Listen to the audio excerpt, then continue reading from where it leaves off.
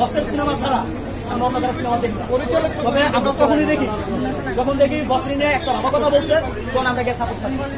কারণ আমার বস শাকিব খান, শাকিব ভাইয়ের যেই হোক, সে দেশের 18 কোটি মানুষের মধ্যে 17 কোটি 999 লক্ষ মানুষের কাছে খারাপ হয়, এজ এ শান্ত খানের কাছে সে গুড পার্সন। কেন?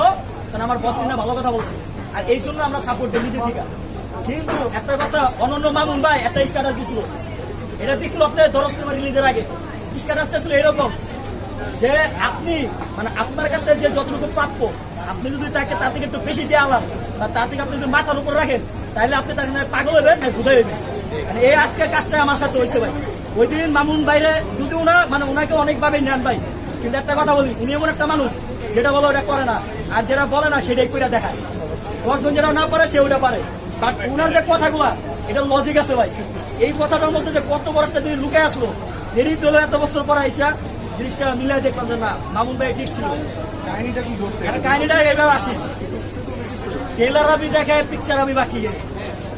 আমার সাবার থেকে লয়েছে নর্মালি আপনার বাসে করে আইলে 300 টাকা যাতায়াতে ভাড়া হয়, এই জায়গায় আমি আছি বাইক লয়া 800 টাকা টিকিট দিয়ে 800 টাকা কাইটা মানে আপনার বাইক লয়ে আজকে বসুন্ধরাতে আইসি। আপনার আমার টাইম দিচ্ছে কল টাইম 6টায়, আমি আছি 5:30টায়, আধা ঘন্টা আগে আইসি। ওনারা আইসা উনি তো আর আসে নাকি, ওনার লোকজন চেলামেলা সবাই আইসে, আমার একটা নাম্বার দিয়ে দিছে, ফোন দিলাম, এই করলাম সে করলাম, ভাই আইতাছে এই সেই। আধা ঘন্টা পর 10 মিনিট পর আমার বলতে ভাই বেরোইতেছে, ভালো কথা। যখন ফাইনালি মুন্না খান এখানে আসলেন, তখন আমি বাইরে বললাম যে ভাই আপনি তো লোকজন নিয়ে আসতে বলছেন, আমরা তো বেশি না, আপনি তো 400 আমরা তো 10 দিন, আমি সকালে 10 দিন, এখন করলে কি বলেন? তো বলে আসো সময় না, টিকিট তো দিবে, যার কাছে ওর কাছে যাও, হের কাছে গেছে, এই হের কাছে, হে জায়গা হের কাছে, হে ভাই হের কাছে, এক চেলা বলা বলতে। কেন ভাই, আমাদের কি ইমোশন কোনো দাম নাই? 400-500 লোক আমার কথা বলছিল বলতে, 400-500 লোক বলার মতো এবার বলছিল যে শান্ত তোমার বন্ধু বান্ধব যারা আছে 400 মানুষ যা পারো তুমি মানে মোটামুটি আমাদের লোকজন আছে, বা আমরা একটু গ্যাং লয়ে চলি, তো আপনি চলাফেরা করি সবসময়, এটা দেখে আর কি সোশ্যাল মিডিয়া। তো ওইটা দেখে বলছে যে না, শান্তর আমার দরকার, তুমি রিকোয়েস্ট করতে দিতে আমি আসতে আসি। আমি ওনার ডিরেক্ট করছি ভাই, আমি 10 জন মানুষের সামনে অপমান হলে ওটা মেনে নিতে পারবো, 1000 জনের মানুষের সামনে অপমান হলে ওটা মেনে নিতে পারবো না। এটা আমি ডাইরেক্ট করছি, ভাই দরকার নাই, আপনি এত মানুষ আমি আনতে পারবো না, তবে যতটুকু পারি আমি ততটুকু নিয়ে আসবো। ঠিক আছে ভাই, উনি আমারে বলছে যে ঠিক আছে তুমি যত লোক নিয়ে যাবো, 100 না 200 পারো। কালকা বন্ধ দিচ্ছে, পরশু দিন বন্ধ দিচ্ছে, আজকাও বন্ধ দিচ্ছে, আজকাও ভয়েস দিচ্ছে।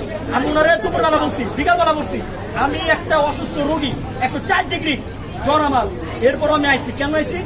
যে মানুষটা আমাকে মানে রিকোয়েস্ট করছে, তার রিকোয়েস্টটা রাখার জন্য আইছে।